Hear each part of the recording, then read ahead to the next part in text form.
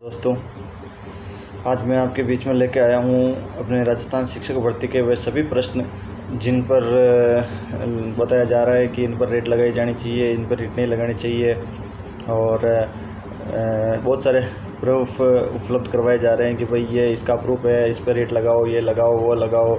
और आपको पता ही है कि एक क्वेश्चन पे रेट लगाने में कितना रुपया लगता है, क्या होता है, और इतने सारे प्रश्न हैं रेट लगाने के लिए।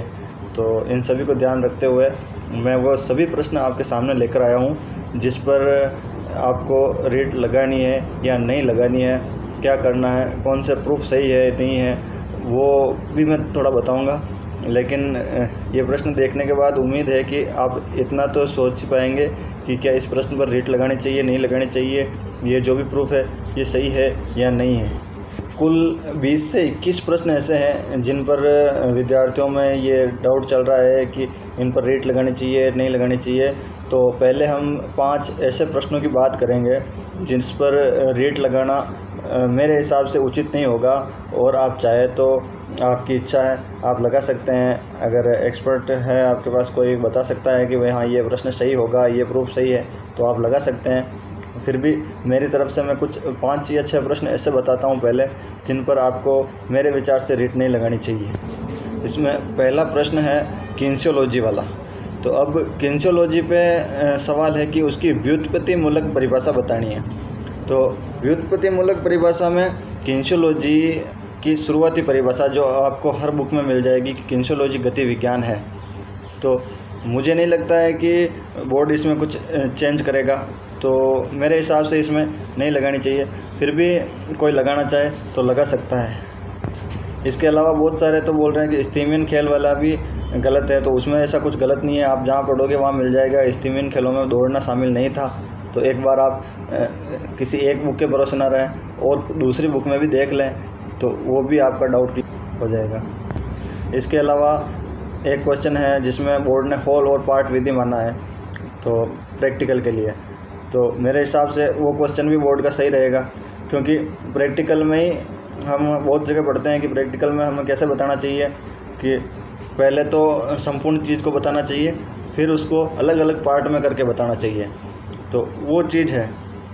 अब उसको आप ये सोचते हो कि वो प्रदर्शन में है, तो वो फिर आपकी इच्छा है, कहीं अगर आपको एज इट इज़ लाइन मिल जाए तो आप उस पर भी लगा सकते हो। बाकी मेरे हिसाब से तो इस पर आपत्ति लगाने की कोई ज़रूरत नहीं है। इसके अलावा कुछ विद्यार्थी बोल रहे हैं कि वो आज्ञा विधि जो है, कमांड मेथड, उस पर भी रेट लगानी चाहिए। अब बहुत सारे उन्होंने पूछा है कि बहुत सारे बच्चे जब होंगे तब क्या काम में लेंगे, तो मेरे हिसाब से तो उस टाइम पे आज्ञा विधि काम आएगी। तो इस पर प्रदर्शन विधि तो ऐसा कुछ नहीं। अब अगर 500 लड़के आपके सामने खड़े हो और आप उनको करके दिखाएं तो वो क्या सही से समझ पाएंगे?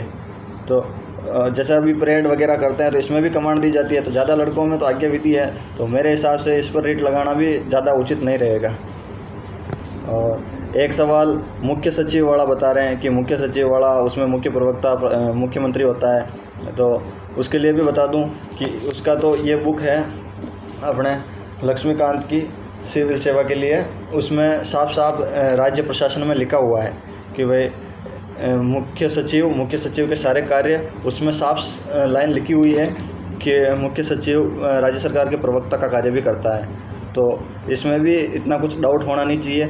अगर जिसको डाउट लगे तो भारतीय शासन, ये लक्ष्मीकांत की बुक है, ये देख लें, इसमें मिल जाएगा आपको। ये पेज नंबर 6.13 से है राज्य प्रशासन में, और यहाँ लिखा हुआ है साफ यहाँ पे कि ये वह राज्य सरकार के प्रवक्ता का कार्य भी करता है। ये आप इसमें देख सकते हैं, भारतीय शासन नाम से लक्ष्मीकांत, एम लक्ष्मीकांत, 6.13 राज्य प्रशासन में मुख्य सचिव का आपको मिल जाएगा। इसके अतिरिक्त अपन बात करें जिन पर मेरे विचार में रेट नहीं लगनी चाहिए, तो ऐसे क्वेश्चन में आएंगे जैसे एक तो अंतर विद्यालय प्रतियोगिता, जिसमें इंट्राम्यूरल और एक्स्ट्राम्यूरल में हो रहा है, तो बोर्ड ने एक्स्ट्राम्यूरल माना है। अब जो आपको प्रूफ उपलब्ध करवा रहे हैं उनके प्रूफ में साफ साफ लिखा हुआ है कि इसमें दूसरे विद्यालय का कोई रोल नहीं होता है। अगर दूसरे विद्यालय का रोल नहीं होता है तो प्रश्न क्या पूछ रहा है कि अंतर विद्यालय प्रतियोगिता में को किस नाम से जाना जाएगा? तो अंतर विद्यालय में तो बहुत सारे विद्यालय पार्टिसिपेट करेंगे। जैसे मेरा सर्टिफिकेट है इंटर कॉलेज का, तो इंटर कॉलेज मतलब अंतर महाविद्यालय, तो उसमें दूसरे महाविद्यालय भी आए हैं। तो ऐसे अंतर विद्यालय में भी बहुत सारे विद्यालय आएंगे, तभी तो होगी, तो उसको एक्स्ट्रा म्यूरली कहेंगे। तो मेरे हिसाब से तो या तो प्रूफ उपलब्ध करवाने वालों को सोचना चाहिए, या उनको अपने स्तर पर रेट लगानी चाहिए। इसमें विद्यार्थियों का पैसा ना लगवाए तो अच्छा है ऐसे प्रश्नों में। एक वो प्रश्न कि भाई मोटापे के लिए कौन सा कारक जिम्मेदार नहीं है। अब कौन सा कारक जिम्मेदार नहीं है, इसमें बोर्ड ने शारीरिक क्रियाएं मानी है, और जो प्रूफ उपलब्ध करवा रहे हैं उनके प्रूफ में भी साफ स्पष्ट जो लाइनें लिखी हुई है उनमें ये कहीं नहीं लिखा है, मान रहे हैं कि चलो मनोवैज्ञानिक कारक, लेकिन ये भी नहीं लिखा है कि शारीरिक क्रियाएं। उनमें लाइन लिखी हुई है कि शारीरिक क्रियाओं का अभाव। जबकि अगर आप उस किताब से उठकर थोड़ा ऊपर जाएंगे, ऊपर चेक करेंगे, तो उसमें मनोवैज्ञानिक कारक महिलाओं में मोटापे के कारणों में आएंगे। कुछ ऐसा है जिनकी वजह से महिलाओं में मनोवैज्ञानिक कारकों से मोटापा बढ़ता है, और हो सकता है पुरुषों में भी हो। जबकि शारीरिक क्रियाओं का अभाव होता तो अपन मान सकते थे कि भाई हाँ, शारीरिक क्रियाओं का अभाव मोटापे का जिम्मेदार है या नहीं है। अब शारीरिक क्रियाएं मोटापे की जिम्मेदार कैसे हो सकती है, तो इस पर भी मेरे विचार में तो लगाना उचित नहीं है। फिर भी आप लगाना चाहे तो आपकी इच्छा है, या फिर कोई संस्थान अगर लगवाता है तो वो अपने स्तर पर करे तो ही अच्छा है, बच्चों के पैसे ना लगवाएं। तो ये 6-7 प्रश्न, 7-8 प्रश्न तो ऐसे थे जिन पर रेट ना लगाए तो ही उचित रहेगा, और लगाना चाहे तो आपकी इच्छा है। इसके अतिरिक्त अब ऐसे कुछ प्रश्न 12 या 13 जिन पर रेट लगाना उचित रहेगा और लगानी ही चाहिए। मैं भी अपने स्तर पर लगाऊंगा और आपको भी लगाना चाहिए। और मैं रिक्वेस्ट करूंगा सभी से, संस्थान वालों से, कि आप भी लगाएं और अधिक से अधिक लगवाएं। वो कुछ प्रश्न हैं जिन पर भी अपन बात कर लेते हैं, जैसे जिनका उत्तर चेंज होना ही चाहिए। उन प्रश्नों में पहला प्रश्न आ जाता है राष्ट्रीय अनुशासनात्मक योजना के जनक।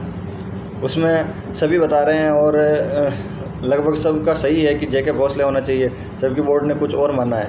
तो एक प्रश्न तो ये हो गया जो चेंज होना ही चाहिए।